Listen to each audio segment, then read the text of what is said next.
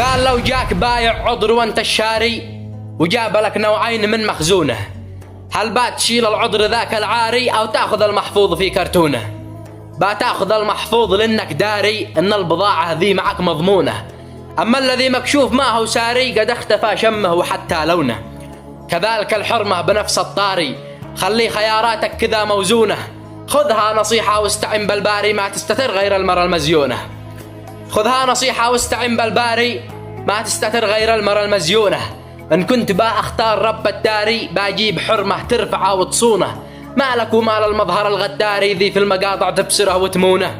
واللي تحاول تخطف الأنظاري كم من بنيه يا ولد ملعونه، لو تغسل المكياج يا المغواري أو تلتقط صورة وهي من دونه عتشوف هاك الشايب البلغاري لا شاف عزرائيل بين عيونه. لو تغسل المكياج يا المغواري أو تلتقط صورة وهي من دونه عتشوف هاك الشايب البلغاري لا شاف عزرائيل بين عيونه.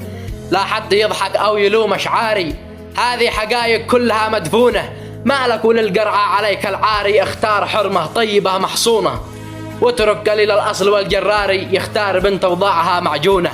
يمكن عدد أصحابها ملياري يومين ثلاثة وإنها بتخونه، يمكن عدد أصحابها ملياري يومين ثلاثة وإنها بتخونه.